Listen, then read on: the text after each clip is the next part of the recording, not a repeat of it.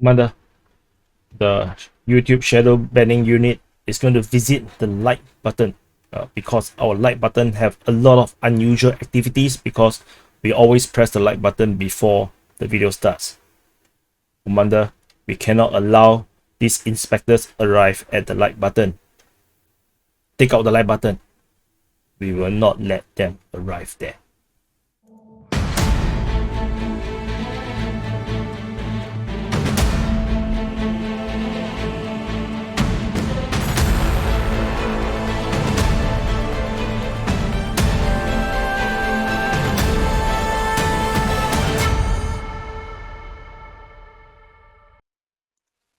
Hello everyone, this is Defense Politics Asia,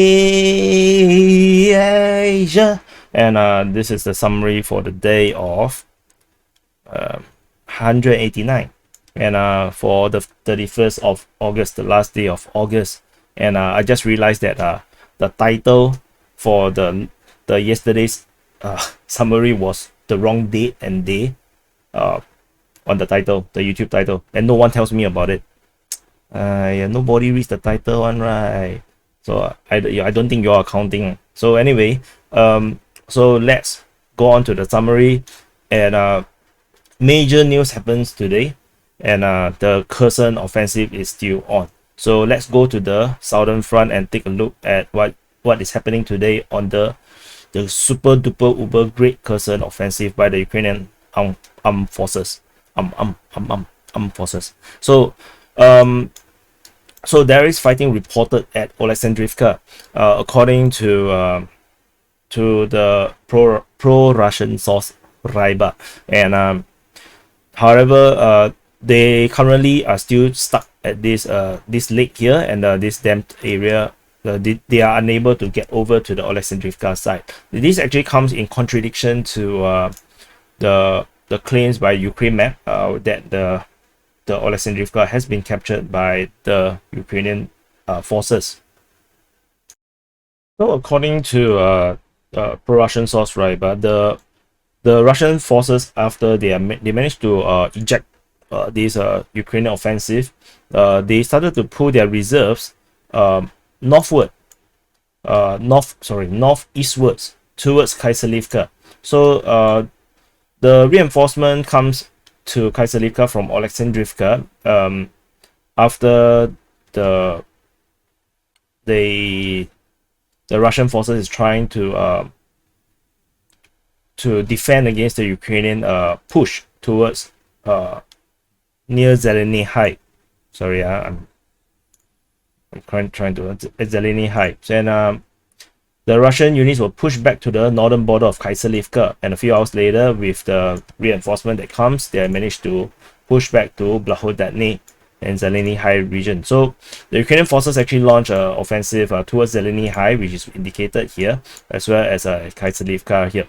And then with the reinforcement coming from Oleksandrivka area, the Russians were able to do a counter-offensive, and they actually managed to recapture Blahodatne as a result of this counter-offensive. So the Ukrainians previously, we have reported yesterday that they have captured Blahodatne in their push for Kyselivka previously, and however, it seems like the Russians have recaptured this position. However, we also have so there's so many however, right? So however, I'm still gonna say however, that the Ukrainian forces have captured Ternovi Pody. So according to the pro-Russian source Ryba, they say that Ternovi Pody is actually firmly under the Ukrainian armed forces control. So this actually gives them another capture for the Ukrainian offensive in the Mykolaiv Front. And bombardments, you can see the Russian bombardments are attacking the rear. The lesser on the front is mostly attacking the rears, probably to attack the reinforcements that and the reserve troops. There is a position further back from the front line. This is actually widely reported by pro-Russian sources that there's often what the Russian troops tends to do as they are fighting in the front. The artillery will actually hit the rear to take out the reinforcement and the reserve forces. So the northern end of the Mykolaiv Front, the Ukrainians actually launched another offensive against the other Blahodatne, the Blahodatne that was announced as a capture by the Russian Ministry of Defense around a week ago or two. They actually launched a pincer coming from Partizanske, north to south, and from Kyselivka, west to east. Actually more like a west to a north east. So this is a pincer. However, this attack, this very well, I would say a good tactic, a good strategy, did not work out seemingly. After the Ukrainian armed forces lost 5 units of equipment and half a company of soldiers killed or wounded, they retreated. So this is one of my worries for the Ukrainian armed forces, is that what they have is a numerical advantage. However, they do not necessarily have technological advantage, nor did they do have air force.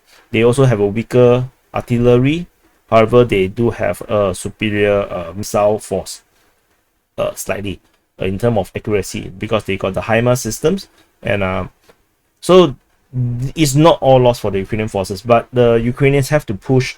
Even despite the losses, they have to push harder. All this retreating, is just wasting troops. They have to hold positions and get more reinforcement to push in. But because they keep doing this, push in back and push in back, this is just going to crush their morale. Unfortunately, this seems to be the case, and I do not know what the Ukrainians can do because they do not have air support, they do not have air superiority. The only way is actually to sacrifice life to capture ground, and unfortunately that will be the case. There's nothing happening over at the Snehurivka region, not even bombardments, at least it's not reported. And moving on to the Davydiv Brid Front. And the Davydiv Brid Front, this is where some of this drama that I mentioned yesterday unfolded. Because if you report it hour by hour, you're going to get very confused because everything is rumors. So now we are on the next day, things are clearer. So what happens is that the Ukrainian armed forces actually, despite getting heavily bombarded by the Russians previously, they actually launched an offensive towards Kostromka in a daring attack. And after, I think Kostromka is not really defended by the Russian forces. I don't think the Russians have positions here, which is why they have a very quick capture, and then they actually move towards the road. There's this main road here along Bruskynske, and they actually attacked Bruskynske. However, they did not capture Bruskynske. I know some sources seems to suggest that. I think they didn't. So according to pro-Russian source Ryber, the Ukrainian armed forces sent the reserve of armor, vehicles, and personnel across the steppes, and then they advanced from Stokoy-Stravka to Kostromka, and then to the southwestern outskirts of Bruskynske. And so they actually reached the outskirts of the town, and of course that will mean fire control over the roads, which then will break supply line or communications line all the way to Davydiv Brid, where pro-Russian sources asserted that Davydiv Brid is actually under Russian control. So this is actually significant in that sense. However, the Russians, they did not manage to go through further. The Russians actually counter-attacked, and they secured the entire road. So despite this polygon, the Ukrainians actually do not have fire control over the road anymore. The Russians have pushed them back. As of my understanding, as of now, Kostromka and Suky Stavok is still under Ukrainian control.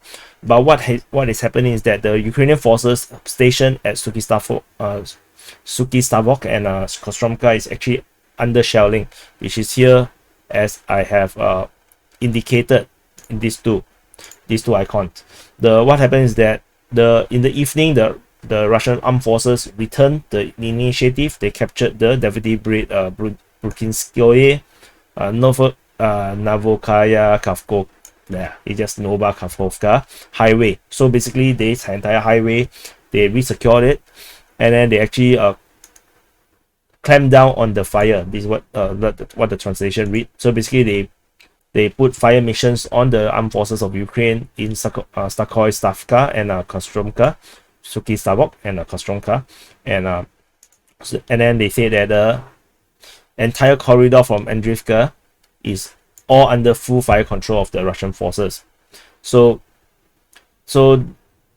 that is what is happening. The Ukrainian forces is still holding control at Kostromka and Suki Stavok. However, they are getting bombarded by the Russians. So it's likely that the Ukrainians will not be able to hold this position much longer, because it's not tenable to be under fire, which is why I did mention I think in yesterday's session with at the Mazarin Geopolitics with all the other great Ukraine war coverage YouTubers, where I mentioned that the Ukrainians have to continue to push forward, and I think this push towards Kostromka to Bruskynske is a good thing that they are doing. However, I feel that they need to push much wider and much further.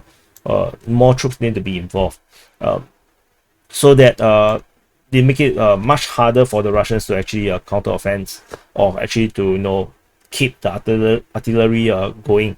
By staying still, you are gonna get bombarded by artillery. However, I'm not the Ukrainian commander, so the Ukrainians actually launched an attack from Lozove towards below Hirka. There's fighting on the east of Lozove, so they try to expand control towards the east of Lozova. So basically Lozove. So for some fighting over there. There are some rumors of fighting at Davydiv Brid on the 1st of September. So we will see that coverage tomorrow. We will see what will unfold, because all the information at this moment is preliminary, is unconfirmed. So we'll wait for tomorrow's summary, and we will see what is happening. Moving on to the Kryvyi Rih Front. Kryvyi Rih Front, the Ukrainian armed forces actually captured Arkhanhelske.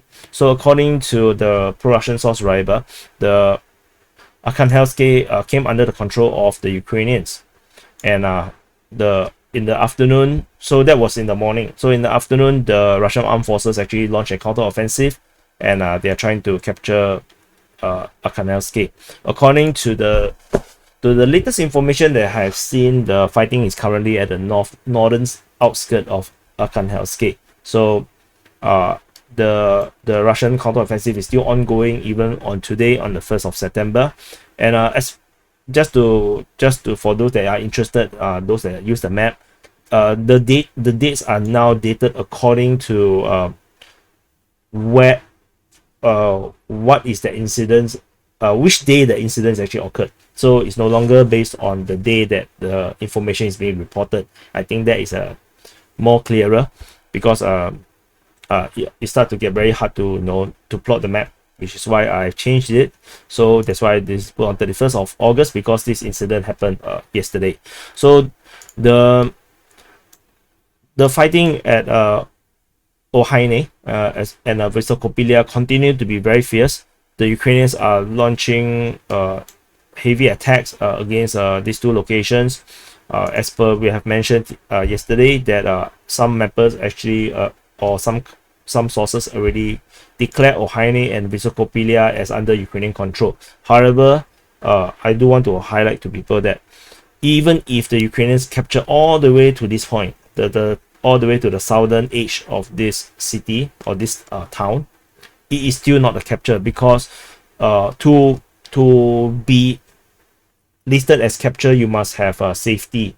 That means you must push out even further, so that you can actually have a proper control over the village. If the fighting is still in the vicinity of the village, this is not a capture. So I just want to highlight this is the situation now. According to some mapping, I saw that it's around half, and I think for Olhyne is in the north. The Ukrainian lines is in the north. For Vysokopillya is around in the north, in the half of the town is actually captured. Maybe along this road, perhaps. So the Ukrainians launched attack, and then the Russians actually launched a counter-offensive, and then they began the southern half. So this southern half of Ojino, which is Olhyne, is actually misleading because southern half is here. In this information, the mapping is actually on the top. This is actually information from Riber. This is actually so-called shared by AZ military. So this counter-offensive is happening now on the 1st of September. So they are still fighting fiercely for these two locations. So this fight is still ongoing. There is no other fighting in around this region anymore. It's just this region where the Russians have the most forces holding up these positions. I wonder why they do not fight around here. I have no idea. So they only fight around here. So that's all from the southern front, from the super duper uber great Kherson Ukrainian offensive here. So moving on to Zaporizhzhia. At the Enohoda region, basically the Zaporizhzhia nuclear power plant, or Zaporizhzhia nuclear PP. The nuclear PP area, the Ukrainians actually launched an offensive, a very daring raid towards the Zaporizhzhia nuclear PP, and they actually launched an amphibious assault. So they landed 60 troops over on the northeast side of the Zaporizhzhia nuclear power plant, and however, this is just a diversionary force, where there's actually another main force is trying to land near Vodiane through two barges. The barges is actually very huge, and I don't want to show it here. I highly recommend you to watch the quick update or the focus video, particularly talking about the situation at the Zaporizhzhia nuclear power plant. So you go and watch that video. Do watch the whole thing. At the very end of the video, I show you footages of the IAEA mission in Enohoda. So, however, so in quick, just a quick way, the barges that are moving towards Vodiane got sunk. Two of them got sunk. It's unclear how much troops was lost on the Ukrainian side, because seven motorboats actually carried 60. These two massive barges actually probably will carry a few hundred soldiers. So they got sunk, and this entire attempt to sabotage the entire IAEA mission to the nuclear power plant region had failed. Then they still continue to try. They do shell the nuclear power plant region. They shell the nuclear power plant region, but they also shell Vasilivka, in this key town over here, just south of the front line. This is also part of the the waypoint where the IAEA mission will actually go through. This shelling actually caused a 3-hour delay here at the checkpoint at Oleksandrivka over on the Ukrainian side. So the IAEA mission is actually stuck there, while the Ukrainians actually shell Vasilivka and the nuclear power plant.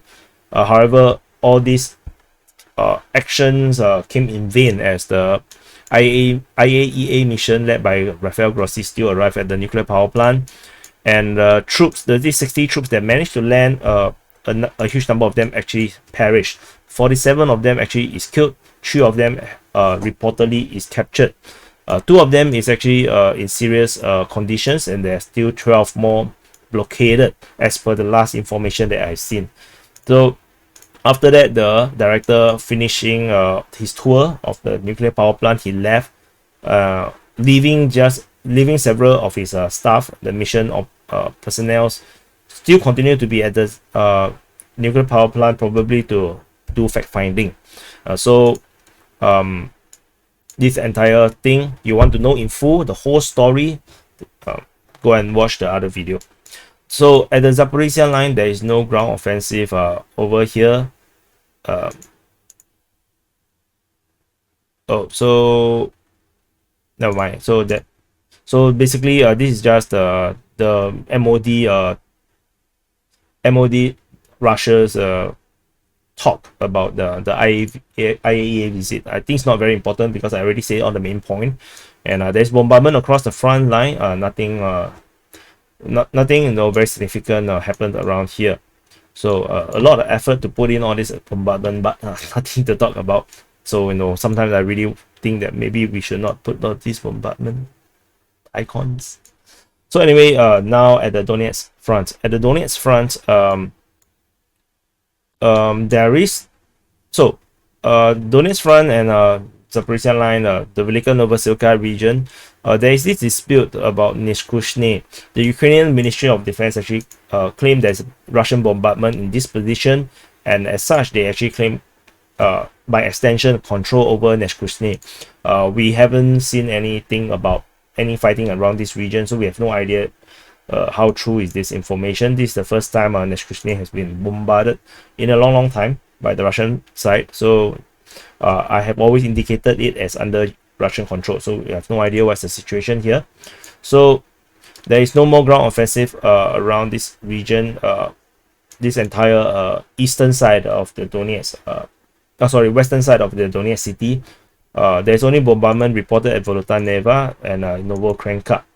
Otherwise, this entire area, there's no ground offensive, no bombardments. Even Marinka is just airstrike, nothing much. The fighting, the primary fighting that is being reported is off Pisky towards Pervomaisky. The fighting currently around here. The Russian forces captured around this region, but then this entire village or town area is still under Ukrainian control. They are still fighting around here, so the push toward Pervomaisky is going to take a long time, given this. There is, however, also fighting reported at Vodiane. This is according to the Ukrainian Defense Ministry. So the Russians led an offensive battle in the area of the settlement of Vodiane, but it was not successful. So there is fighting at Vodiane as well. So this is the Russian pushing forward. There is some very weird information saying that there is fighting south of Pisky. I have no idea this area is under Ukrainian control, so I actually no idea. I'm not sure what's the exact situation is like for some of them to suggest fighting south of Pisky. So I'm not indicating it because I have no idea how to map it. Otherwise, we can see that the Ukrainians still continue their bombardment across the usual suspect. They always bombard the same places: Makivka, Donetsk, Yasnovata. This is Pantelon-Monivka, Verkhan-Otoretske, Novobamutivka, Novoselivka. These are all the usual places that the Ukrainians always bombard. And so it just repeats every day. So these are all information coming from the Donetsk People's Republic. This is the official information. So yeah, so not very significant as well. So there's no more ground offensive around the New York area, and just bombardments, and they are now into the Bakhmut front. So you can see immediately there's a difference in front of the gorilla or the chimp head. You know, see this the eyebrow, the eyes, the mouth, the lower mouth. So this the ape or the gorilla, and then in front of him is now a face mask. You know, COVID situation, right? You know, you have to wear mask, but you must cover the whole freaking face because he's not human. You know, people see already will be scared. So this I decided to put this to indicate the Ukrainian Bakhmut defense forces. So because then I can indicate things more clearly, especially if there's any Ukrainian counteroffensive, which we did see momentarily, or occasionally. So there, according to the Russian Defense Ministry, there is a partial withdrawal of Ukrainian troops, saying that some of the personnel from the 72nd Mechanized Brigade in Bakhmut refused to carry out orders, and they left their positions and went to the rear due to heavy losses, low weaponry, and lack of fire support. So take this with a pinch of salt because this is coming from the Russian Ministry of Defense. Otherwise, the fighting continues at Zaporizhzhia. We have no information about fighting at Kodema. I think the fighting definitely is still ongoing at Kodema, but the fighting is reported at Zaporizhzhia. And interestingly, we have fighting reported at Vysokopillya Dolina. So the enemy units, which is the Russians, are trying to conduct offensive battles in the area of Vysokopillya Dolina. I'm not so sure in which direction the Russian forces is attacking Vasila Dolina. So let's wait for more information as we move forward. There is no active fighting in the Soledar and Bakhmutske region. It's still just bombardments. The Russians are going back to their old trick, just use artillery. So there's no ground offenses. So moving on to the Siversk Front. At the Siversk Front, similarly, I've added the Siversk defense polygon. So it's slowly we are putting all the Ukrainian positions, the defense areas, in line with all the other fronts, so that it's a bit more clearer. You can see the Ukrainian claims, because what happened is that they are still reporting bombardment at Berestove. So as such, the Ukrainians actually claims control over Berestov or Berestove, and which is why we have this very weird mapping now. And in fact, previously they actually reported bombardments or airstrikes near Sperne. So so this which is why I feel that I need to put this polygon in to indicate this gray zones that are coming out from the result of either lack of information or Ukrainian information not matching up with our coverage. So otherwise, there is no more ground offensive. The Russians still have not captured Arkhanhelske nor Mykolaiv. So very lousy Russian forces. You suck. Very lousy. I see you no up, I tell you. So moving to the Izyum Front. So this is Izyum city. And at the Izyum Front, there is no ground offensive reported in this area. They only have bombardments reported, and so we have reported of bombardment at Davydiv and Kostromka, as well as Vinopilya, as Dmitrivka, and thru So there's not much actions that I've seen on the ground of all this. It looks like the Russians are very keen to just hold their positions, or they have no way of pushing forward because the Ukrainian defense line is just too strong. Moving on to the Balakliya Front, we have reports of shelling here at Shchevelivka. Otherwise, there's nothing at the Balakliya Front. And we are coming to the Kharkiv Front. At the Kharkiv Front, there is this coordinate. There's a Ukrainian shelling reported here. So at this very position, geolocated by Chris759 on Twitter. This bombardment is actually alleged destruction of a Russian tank from a distance of 10.6 kilometers by a T-64 BV. So up to you to believe whether a tank firing at another tank from 10 kilometers makes any sense. Maybe it's the ghost of Kharkiv, So anyway, at the Kharkiv Front, there is actually no ground offensive. So it's just bombardments across the front line, the usual suspect. And Ryber actually claims Sosnivka is actually under Russian control. So this is the gray area, and otherwise there's bombardment across. What is this?